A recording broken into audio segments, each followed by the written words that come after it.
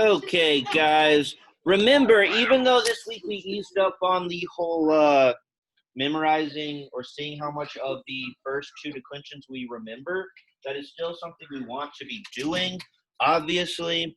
So maybe next week I'll start doing this again where I give y'all the little template and we see how many y'all can fill out and prizes can go out and stuff. But this is going to come up all day. Who in here has gone on Microsoft Teams, maybe besides Caitlin? Caitlin, did you ever go on Teams? Okay. Everyone should check out Teams. You just got to download Microsoft Teams and ask your homeroom teacher what your code is. And then all the PDFs and the homework assignments and everything is up there. So really everybody can benefit for it. It's like primarily for e-learners, but everyone can benefit from it all the time. When you miss days because of Microsoft Teams, there's really no excuse anymore to go to a teacher and be like, what did I miss? It's like, you should check Teams. It's on Teams. And then when we have our first snow day, you're going to have to use it. That's when we're going to, we have our first e-learning day on. Because we will have some snow days this year, apparently, which is cool. Well, I was just going to say, because we started early this year, we actually will have real snow days. So at least half of the snow days will be actual snow days where y'all do nothing. But then half of them will be like, there's like do an assignment in math. Like it'll be 2 assignments worth of schoolwork to do on that day. But half of them will still just be like hang out and play in the snow days. So that's cool. Last year is because they call them every single time it snows. Yeah, they called them too much. So last week, them not calling it, that was a good sign. That means we're not going to get an overkill of snow days where eventually we have to like do all of them as e-learning. And because we started on time/early this year, we will have actual snow days. That's fun. Anyway, those are the case endings. They're going to come up today as we translate. These are the verb endings. I think everyone knows OSU must assistant. So now I have to be focusing on soon, SS, soon as S is soon. I am, you are. It is, we are, y'all are, they are, etc. And we got our verb tenses. All right, is this the first one? Yes. Okay, who can read number 1? Macy, thank you. Can I read the translation? Yeah, yep. Officium, adverbs, verbs, semper, vocab. Get something out. Okay, good. If you don't have something out that's crazy, there's more copies of the homework on the table, or you should be taking like crazy amounts of notes in your notebook. And again, if you didn't have the homework, you need to do the flip side of it to get any credit at all. Or else we get a 0. That's it. Okay, what'd you get for this, Mason? Judy was always calling free. Judy was always calling free. Really good, except you're leaving out one word. You're just leaving out the one word that would make you completely perfect, basically. So, who else wants to try to translate this thing? Anyone? Bailey gets something out. Maddie gets something out. Crazy people think they can just like sit in a class and stare at the front of it. It doesn't count as registration. Devin, what do you get? Always called duty-free men. Always called duty-free men. So you're thinking like officium and liberos go together, like because duty-free, that is a term. Places that have like duty-free products mean like they sell them to you without a tax. So that's, I kind of see why that would maybe happen, but it's not quite like duty and free going together. Ava, what did you get? Duty was what? Always calling free men? Yeah, that sounds pretty perfect actually, Carson. The duty of the free man is often called. Duty of the free man is often called. So you're thinking that like free men is like genitive or something. The duty of the free man. That's why you would bring it of. They're not genitive though. So let's walk through this one. There's at least a few of y'all getting either totally right or close to totally right. Soraya, what do you think the subject of this sentence is? Yeah, it's officium. It's the first noun we see. Now, it is a neuter noun, so we'd have to be careful because this could technically also be imperfect. It could be accusative, right? So it could be a direct object. And what would clear up for us whether officium is a subject or the direct object? What is the thing that would confirm for us that officium is or can, in fact, be the subject? Anyone? It needs to, if it is a subject, it needs to agree with the... kind of, yeah, you could say it that way. Or you can say agree with the verb. And do y'all know what I mean by agree with the verb? Because I guess I never like fully explained what I mean. I mean like a third person singular nominative subject would have to agree with a third person singular verb, if that makes sense. So I should put it more simply. A nominative singular noun would have to agree with a third person singular verb. So, Caitlin, is this in fact, this is the verb, is that in fact third person singular? It is, yeah, because it just ends in T. It's third person singular. Now, Maddie Dugan, what tense is it? So it looks like Ophidium is the subject. And a vocaba, is that imperfect or future tense? We have our little handy guide. You shouldn't really even need necessarily. You need to write this down and open up the notebook. Right. What do you think? Imperfect or future? If you're not sure how to tell, then this is a learning moment for us. Hayden, what do you think? You said imperfect? Yeah, I don't know how you even know that if you missed the first 2 days. You took Miss Smith last year? I mean, what's her name? Yeah. Yeah, so the BA, the fact that you see the BA, Maddie Dugan, in the end of the verb, it means this is imperfect, not future tense. Vocat would just be present tense. That would be something like duty calls. We've seen a sentence where it said like duty calls the sailor or something. Now this is duty, not calls, present tense. But how should we translate it, Alora, if it's imperfect? What are the helping verbs we use to translate the imperfect tense? This is a fancy way of saying past continuous. Yeah, so duty was calling. And then what are our direct objects? Because the duty is going to call grammatically a direct object, right? Like even without knowing what's in the sentence, we can assume that much. I guess you could have a sentence where it's just like a subject calls and they don't tell us what they're calling. They don't tell us what the direct object is that they're calling. I guess you could have that. But that would be a weird sentence. That'd be a very small sentence probably. So, Grace, what's the direct object you think?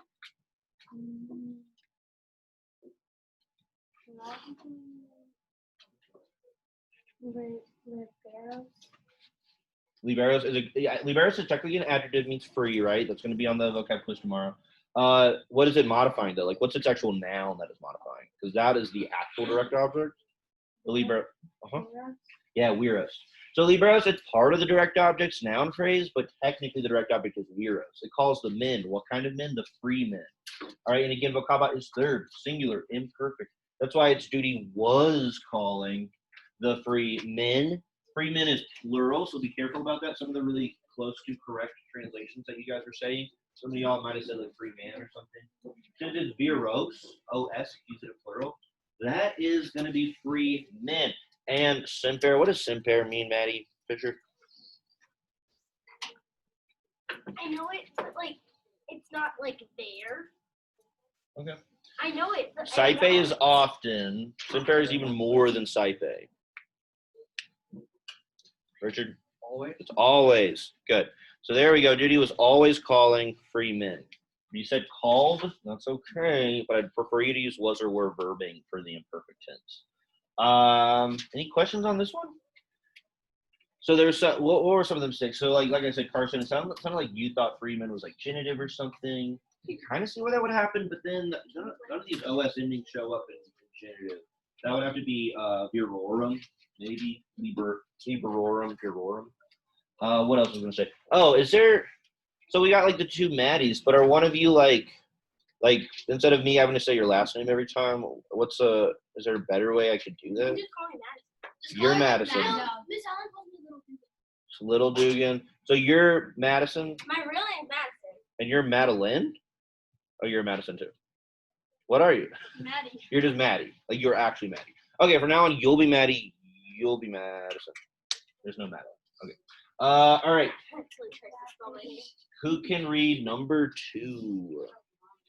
Number 2, Carson. Haven't been listening close to us and feminine background animals. Good. What did you get, Carson? I got. Will we have great souls of men? Will we have great what? Great souls. Great souls of men and women? Interesting. Okay, I see what you did there. You kind of mixed up the way your genitive is translated. You kind of reversed it with the thing the genitive is supposed to be possessive of. But you're very close. I really like the way you started the sentence. Starting the sentence is weird because, guys, watch out for questions. Translating questions is something you have to get used to.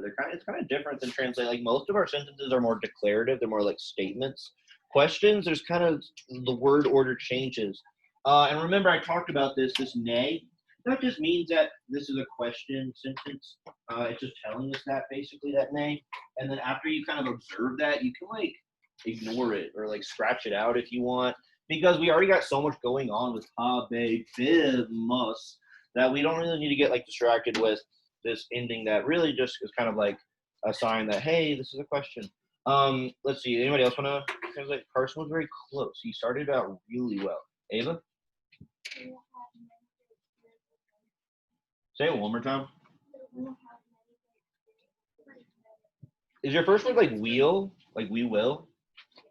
Okay, good, but that doesn't totally sound exactly like the question. Like it almost does, but it's like we need to combine the rest of your translation with Carson the way Carson started it. Yeah. Will we have? Okay, that sounds really good. Natalie, what'd you get? Okay, so we're saying something really like it's almost perfect, but again, we actually don't want to start with we, and that's why questions are so weird because we actually don't want to start with a subject. We actually need to start with like a helping verb that corresponds to the tense of the verb, and that's what's so weird about it. But you're really close. Devin, and then did you want to translate? No. Oh, Kayla. Will we have many? Good. Okay, that's like basically totally perfect. Anybody else? Grace. Will we have many men and women with good courage? Yeah, okay, very good. So you and Kaylin basically got it 100%. Ava basically did too. Okay, and then we'll address the thing Carson did, which is very relatable. So finding out the tense of this verb, it's actually handy that a question might start with a verb sometimes, right? Our verbs are often at the end, but here in a question, it's likely that they'll be the first word you see, and that's actually good because we really got to get information out of that verb immediately, even more than normal to get our translation up and running. Richard, what tense is habe been must? Is it future or imperfect? Future? It is future. So that's why everyone who started their question with like will, that's perfect. And that's just like a weird thing about questions is that you actually need the helping verb to show it first. Right? Because will is a helping verb. It's not even the actual verb. The actual verb is have. But we need will to come into play immediately because we're asking a question, and that's just how we ask questions in English. If it was imperfect, it would be something like were we having so and so question mark. If it was present tense, it would be, and this is kind of weird. This is like even in present tense, this would be hard, maybe even harder. It'd be do we presently have, like present tense have. Do we have? So for questions, this is a note that Chicken Boy should tell us. You can use do or does in the present to start off your sentence. Future, you'd use will, like we're doing here. And then imperfect, it's going to be was or were, depending on which one is correct to use in that context. So anyway, we start off with will, and then why are we saying will we? Why do we know to do that, Antonio? This mus, it tells us that this verb is first, second, or third person. First. Is it first? Yeah, first. No. What is that? Get something on your desk. Clean that up. Yeah, is it first, second, or third person? Yeah, organize. If your book stack or your locker is crazy right now, just do something in SA about it. Like it's so hard to be a student when you're unorganized. Like it just makes everything like 1,000 times harder. So mus, is it first, second, or third? First, and it's plural. So that's how we know how to use we, right? Because we're dealing with these like verb tenses now, we have to be super confident about like being able to tell what person and number it is, right? Because the subject is we only know that because the mus there. There is a Latin word for we, it's nos, but ancient Romans wouldn't use it. They would just kind of build that information into their verb ending. It's a very elegant system that English doesn't understand. So will we have, right? This is the will, this is the we, this is the have. There's so much information in that one word. And then this is telling us as a question, and that's how we know to approach it that way. If it was not a question, it'd be something like, we will have, right? That's like the one difference between an English and Latin, or I'm sorry, English question and an English statement, is that the subject goes first in the helping verb versus in a question, the helping verb goes first and then the subject. Did I lose you? Okay, will we have? We're going to have direct objects, right, Devin? What are the direct objects? That's the thing that we are going to have, right?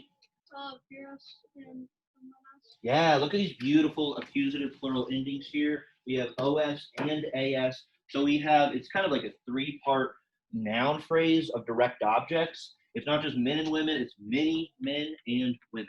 So multus goes with viros. Feminos, it looks kind of like a different ending, but technically they're all accusative plural. So they all go together. So that's what we are asking about. Will we have many men and women? And then magnorum and amorum, a lot of people picked up on the case of these. Nelius, what are the case of magnorum and amorum? They obviously go together, right? I hope everyone is kind of observing that magnorum goes with amorum. What case are those? So they almost look accusative. That would be like magnum and animum, but it's magnorum. So it's this longer ending. So what ending is that? Genitive. That's why it's many men and women of great spirit. And I would never ask about this on a quiz, honestly, but this is when the genitive isn't really a possessive thing. It's more of like a descriptive thing. We call this like the genitive of description sometimes, but it's not really something I would ask for. Like if I asked you the case of those words on a quiz, I wouldn't ask the function just because like it's so confusing. We still translate it as though it's possessive. We still use the possessive sounding of preposition. Like if you think about it, like this is a case where we couldn't use apostrophe s. We couldn't say the great spirits, men and women. That would sound crazy. It's like if you say like a woman of great wealth, she doesn't belong to the wealth. That's how we're describing her. Does that make sense? Anyway, don't worry about it too much. Of great spirit. So spirit, soul, or mind is okay. But as we talked about yesterday, when animus is in the plural, it's a little more like courage or pride or even high spirits. So it kind of has its own specific definition when it's plural versus when it's singular. And it just means mind, spirit, or soul. So courage or pride is probably the best way to translate this. Any questions about this one? Maddie? You did find it? Why do you always assume that you don't have? Okay, I'm crossing out your name. You're getting your points. Let me lay eyes on it. Yeah. See, again, that's just an organization thing. Make sure you go on your books. Oh, but I'm gonna. I need to go to so I see All right.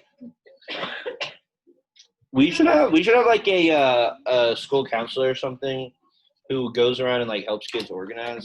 But honestly, like you might imagine yourself like, oh, well, I'm not that good of a student. You're wrong. You're all potentially amazing students. But sometimes we get bogged down in like little like organization. That doesn't have to do with how good you are as a student, but it can affect how good you are as a student. It can kind of like hold you back a little bit.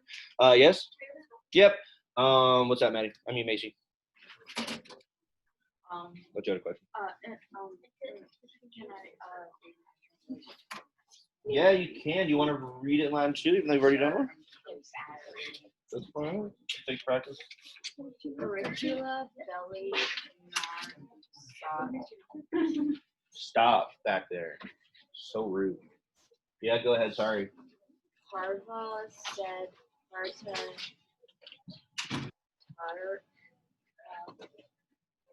don't know how to pronounce It's like Tua. Tua. T-O, habit, et, agro, Yeah, that's a crazy word to pronounce. So remember, this long I is like an E sound. So even in the middle of the word, curricula belli non sunt parva sed patria tua te vocabit et agricola adiawaban. What do you have for this? I got the risk of wars are not little, but your fatherland will call you and the farmers will help. Very, very good. Amazing. That's actually perfect. Really good. Does anybody else want to translate that? Carson? The danger of war is not small, but without your fatherland clan calling the farmers will help. I mean, that's what I got.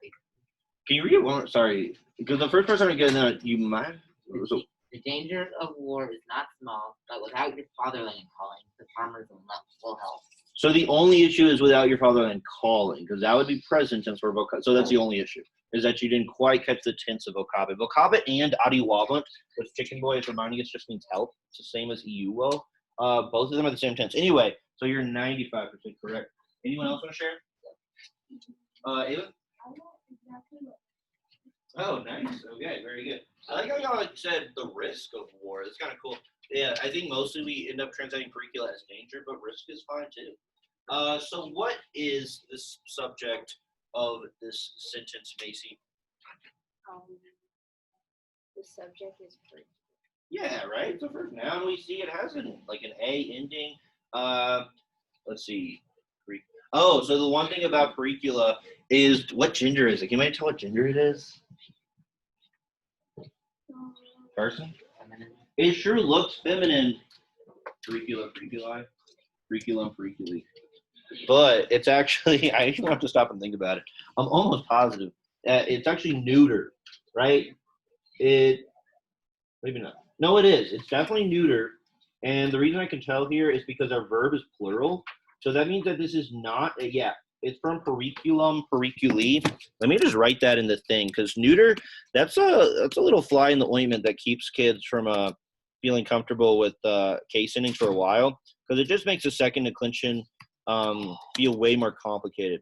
It's from periculum, periculi, which, as you can see, the way I'm typing it in its dictionary entry form, it's neuter. It's neuter second declension. It's not feminine. So when it has the A ending, that actually doesn't mean that it's like feminine singular first declension, like our great first declension nouns that are way more simple. It's actually nominative or accusative plural. And so this is plural, which is important. Now, danger or risk, that's kind of an abstract concept. So if you don't translate it as dangers or risks, that's kind of okay just to translate it as danger. I hope y'all know what I mean by that. Like, because it's like an idea of something, it's not a physical thing that you hold or can point at. The fact that it's plural, you almost don't need to translate it as though it's plural, but you should know that it's plural, if that makes sense. So it's like danger or dangers, technically dangers, but danger is fine, or risk or risks. And then, so that's the subject. How do we confirm that? What's the verb that corresponds with pericula? Because this is a big old sentence. What is the verb that corresponds with a Kaylin? Can you tell? Like the first verb that kind of corresponds or goes. Yeah. Yeah, right. It's sunt right here, so you might miss it. So this is like the first part of the sentence, by the way. This is the second, and then we have a third as well, Maddie. That's sunt. I left this up from yesterday. Sunt means they are. Look at that beautiful hand. You're not missing anything, computer kids. Thank you. Yeah. That's printed. That's printed in like 100 places at this point. It's in chapter 4 in the textbook. It's on the back of your vocab sheet. So it means are, and it's plural. So it's kind of important for us to know that pericula is plural. Anyway, dangers are not, but it's not just dangers. It's what? What do we do with belly? What case is belly? David. Belly right there. What case is that? Nominative, genitive, dative. What do you think? Well, I wish Maddie was up. Like, I wish we'd leave Grace alone. I bet Grace agrees. It's like too polite. Too polite to I say don't anything. want to talk to her. She's annoying sometimes. All right. So what is the case of belly? Natalie?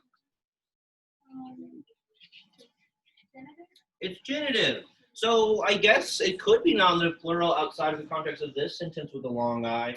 But when it's right behind a subject that we've already decided is the subject, it can't also be the subject, if that makes sense, right? If pericula had like a nominative next to it, it would need to be like an adjective to be part of the subject. You need to be like many dangers or something. But when we have another noun next to it, it's probably not going to be the same case. We wouldn't have two nouns right next to each other in the same case unless it's like a compound subject or object like dangers and war. This is the dangers. What is our preposition for genitive, Natalie? The dangers of war. Yeah, exactly. So belly is, oh, we're finding all the verbs before I even got to them.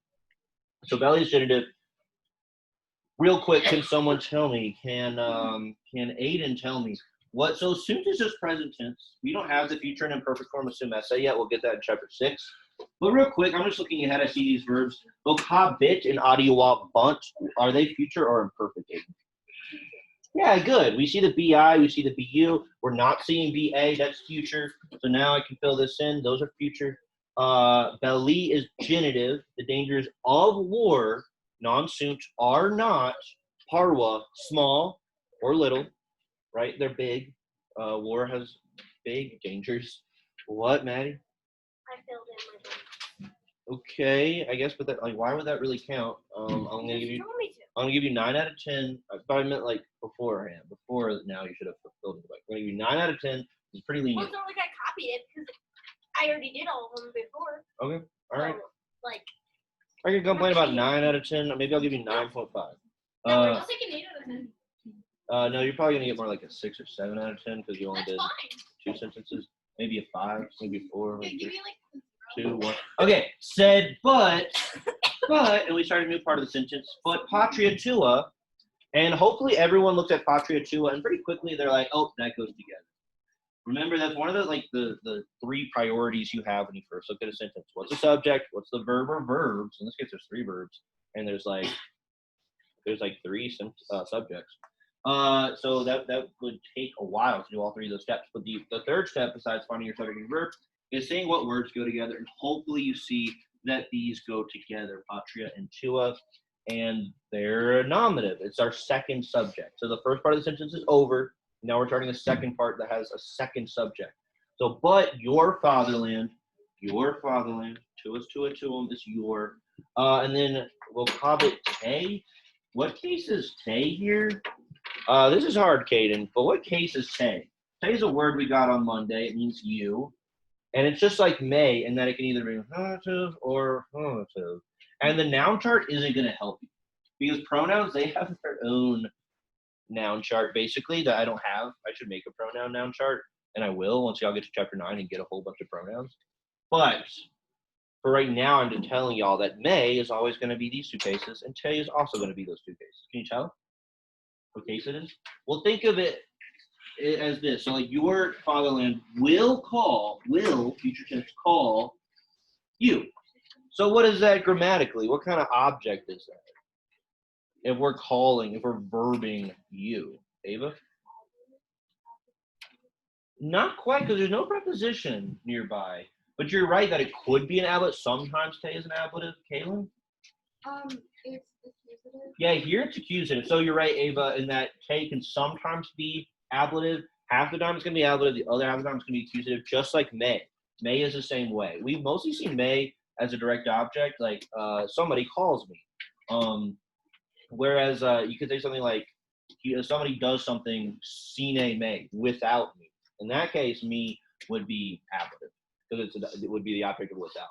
If somebody does something without you, sine te, te would be ablative. But here it's accusative because it's the direct object. And even though the noun chart doesn't help us with that, we should understand that just from knowing that it's either ablative or accusative and seeing the context of this sentence. This is the subject, and 3rd person singular verb agrees with it. And who is it your fatherland calling? You. So whatever the subject is verbing, that's your direct object, right? Does that make sense? I hope it does. And then et agricolae adiuaba, we have a little epilogue to our sentence.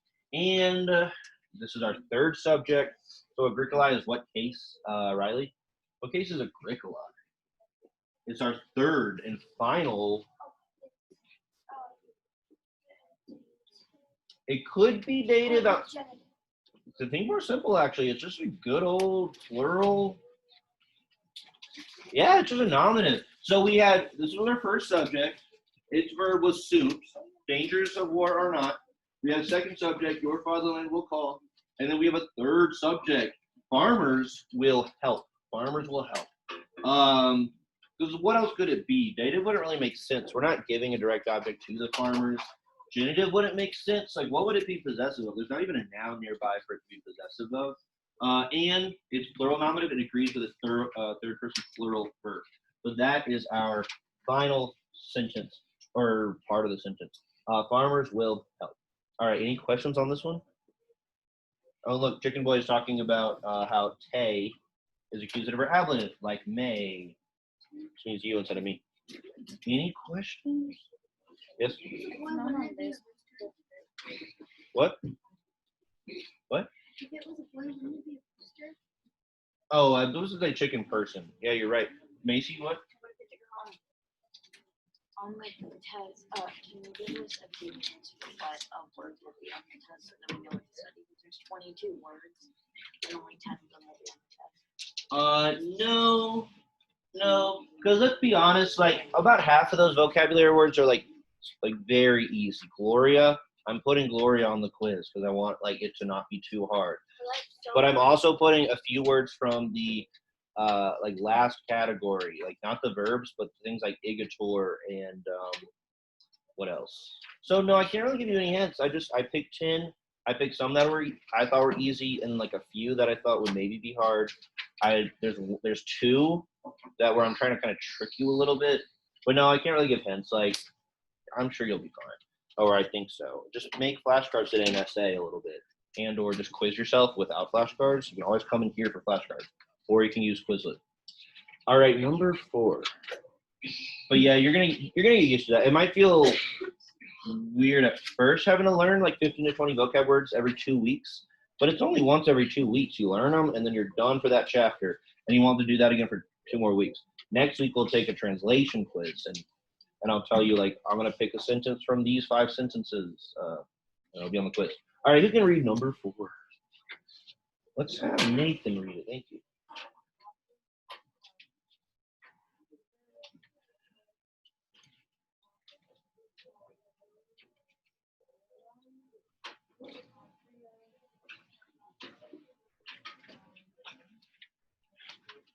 Good, yeah, we'll leave it. What'd you get for this, Nathan?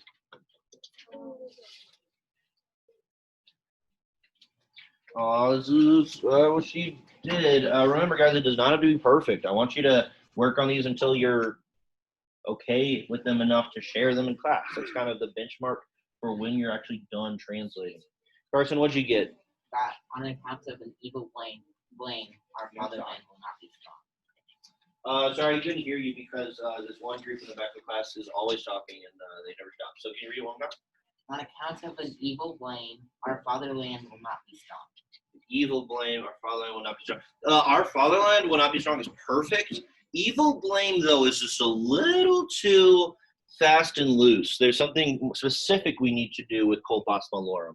But that was the one mistake you made, and it's super reasonable as a mistake. Let's hear from Natalie and Ava. Natalie? Bolts of your... Okay, so you kind of combine Malorum and Patria, I think. You said the faults of the evil country? Okay, so it's very close. But yeah, you're kind of like, that would be Colpas Malorum Patriarum, if Patriarum was the same as Malorum. Ava, what'd you get?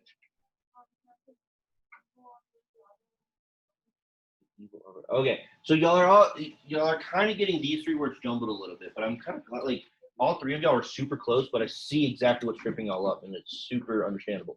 Anybody else? Devin? For the sake of the sins and evil things, our country will not be valid. Say the first part one more time. For the sake of the sins of evil things.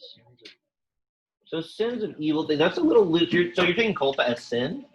That's okay. I think the book says culpa is fault or blame. So sin is like kind of right, but it's a bit of a stretch. You actually are weirdly kind of the closest one. Sin of evil things. Interesting. All right. So what's up with Propter again? Oh, that's the other thing. Propter is not so much the sake of or whatever you said. It's what is Propter out loud? On account of. It's our 4th new preposition, and it doesn't take an ablative weirdly. It takes an accusative. What is its accusative object that it's taking here, Danny?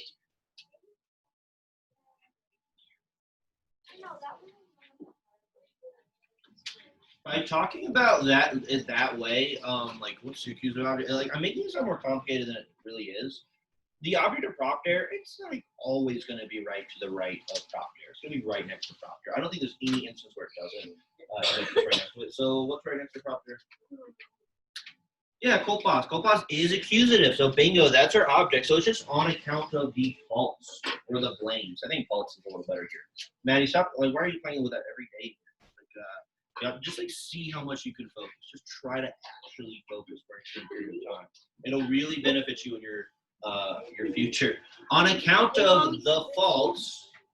So that's the first 2 words. On account of the faults. What? Are you calling me stupid? No, I am not. But you're not like trying to focus, and I know all of you are capable of focusing. It's like it takes a little bit of self-control, and I know you're all capable of that. On account of the faults, and then Malorum. What case is Malorum, Kylie?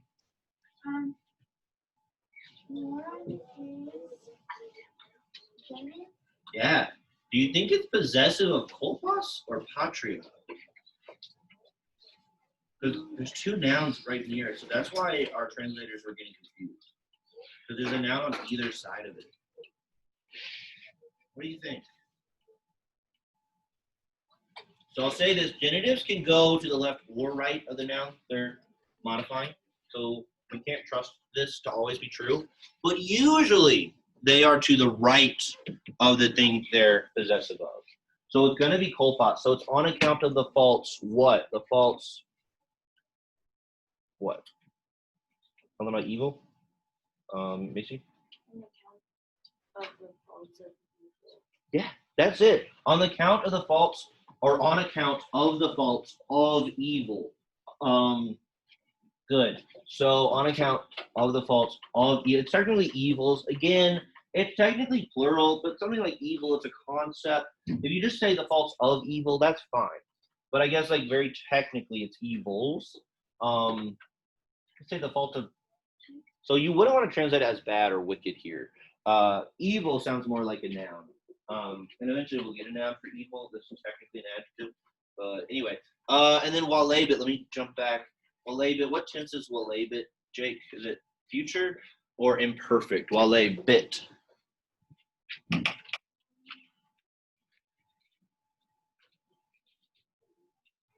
have a notebook in your lap? So you're still just kind of sitting there. But you should get it out. Nathan, walabit, is it future? What? It is. It's future. So that's future. We have the first three words, and we know our verb at the end is future. All right. On account of the faults of evil. And then we arrive at our what? What do you think patria is doing here, Nathan? It's our good old what? Like what case or function is it?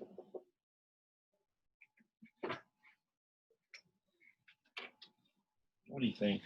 It's like the most important noun of the sentence. We had like three annoying words at the beginning, but now we finally have gotten to our Ava.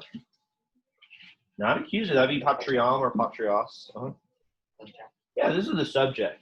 So Nathan, that'll happen a lot when we have propter. Propter is going to have its little object. That'll probably be at the beginning of the sentence. That's technically just a prepositional phrase. Once we found out this was genitive and we decided it's probably possessive of kolpos, not patria, it's like those three words are off in their own little bubble. They're kind of off to the side a little bit on account of the faults of evil.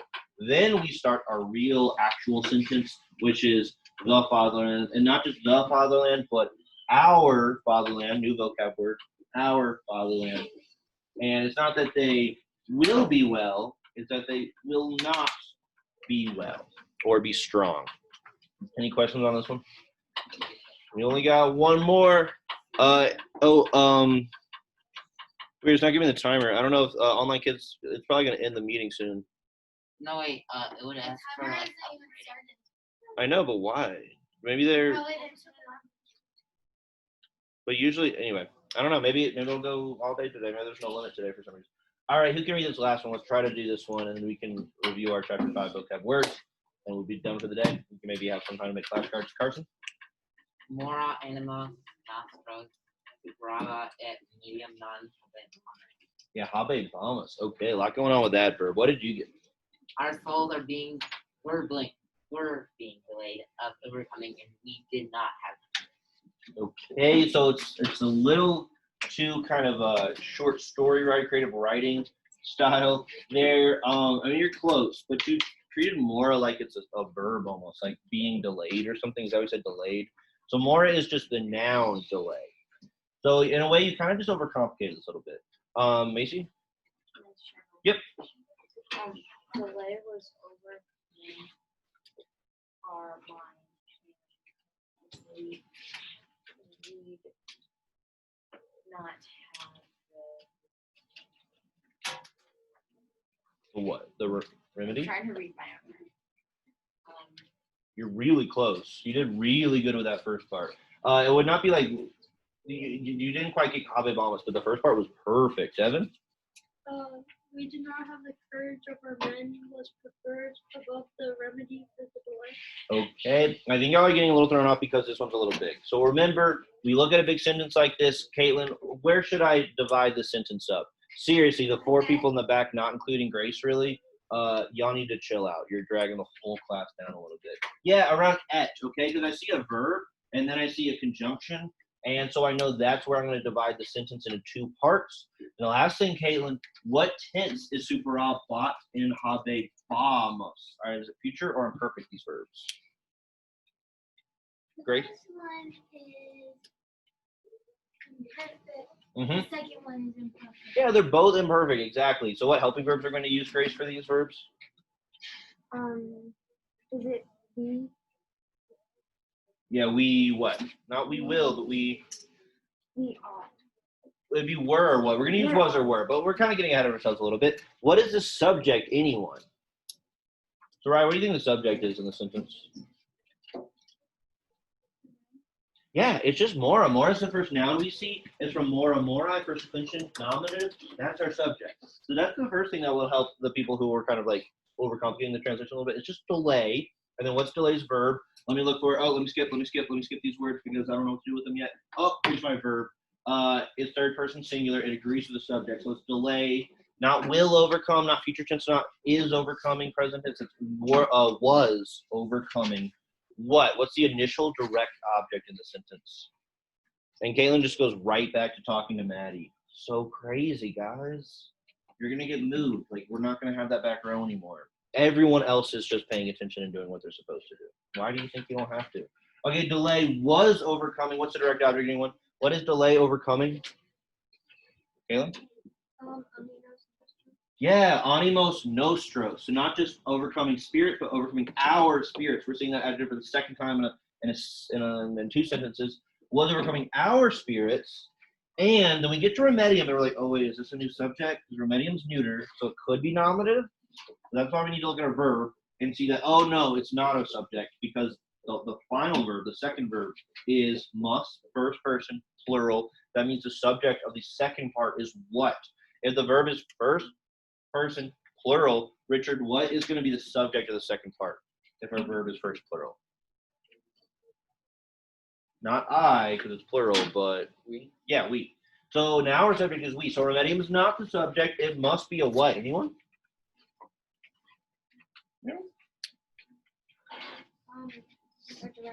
Yeah, remember, guys, the thing with these neuter nouns is they're only tricky insofar as you have to distinguish if they are nominative subjects or if they're accusative direct objects. That's what you're going to have to do with neuter nouns every time you see them. It's usually not too hard because something like this just clears it up immediately. And you're like, oh, the subject's we. This can't be the subject. This is the direct object. So we, what? Not we will have, not we are having, but we. Anyone out loud? Huh? And it's not. So we're not having a remedy. And this is where, I mean, that sounds kind of clunky, right? We were not having a remedy. So sometimes when you translate the imperfect with was or were verbing and it sounds weird to you, that's when you might get a little creative and use something like did not have. Our textbook tells us we can translate the imperfect even as like used to not verb or used to verb. That's kind of a stretch. That doesn't even sound better, honestly. But so I'm just saying, like, this is technically correct. But if you said this to a person who we're speaking English to, they would probably be like, why did you just say it that way? We were not having a remedy. It might sound better to say did not have a remedy. But on a quiz, everything before the parentheses, that would be fine. Because that's literally correct. It just sounds a little fun. All right. That's the homework.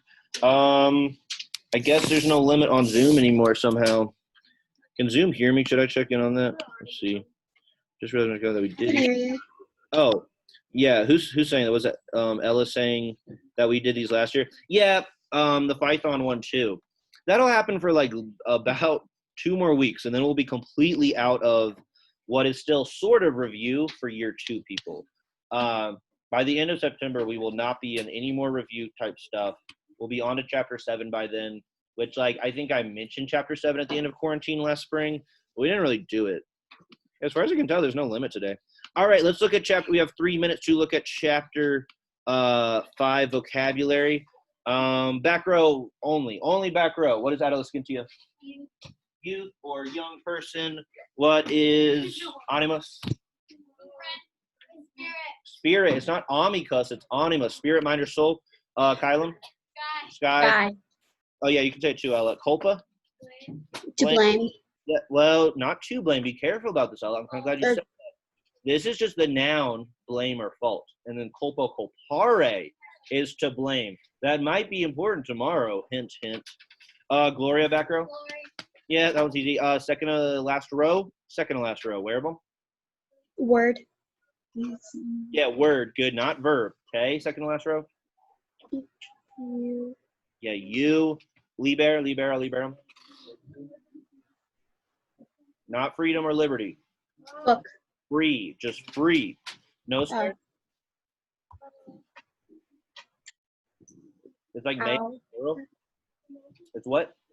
What's it, Natalie? Yeah, hour. Good. Pulcare.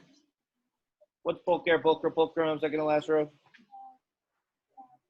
Yeah, it's just like bellus, bellum. Sonus, second row. Sane. Yep, and y'all gonna say them out loud. Saint Igator. This one's on the quiz, guys. I'm gonna put on the quiz. Anyone? Carson? It means therefore. I'm putting it on the quiz. All right, second row. Nay means the sentence is a question. Question. Propter. I'm not putting nay on the quiz. Propter. Because of. Yeah, on account of or because of. Either way, I'm putting that on the quiz. Cross. Tomorrow. I'm putting that on the quiz. Front row. Harry. Yesterday. Yesterday. Quando. When. Good. Sequan. It means if ever. I don't know if it'll ever show up. Satis. To satisfy. So not too satisfied. That'd be satio, satiare. It just means enough. Yeah, enough. Usually an adverb. Tomb. Your. Not too long. Then. In. Then I ate some Tums. Right. Yeah. Then I eat Tums. If it has two U's, that's when it's your, because it's from to us to a to 'em. All right. Whole class. Kano. To To dine. dine. Culpo. To blame. This is the verb to blame. Culpa is just blame. Remeneo. To remain. To remain. Main. And y'all should know that even if it's just moneo, don't get moneo mixed up with moneo. Supera. To be above. Yep. Super. It just means above. I don't think we actually get that word yet. I don't know why they put that in here. Onemy. Courage. It's a little more like courage because it's in the plural, like courage. All right, I think y'all are all gonna nail this quiz tomorrow. Ella, you can say I'll put it up in Teams tomorrow, but it's due for you Friday night. But anyway, I'll see you tomorrow. Bye.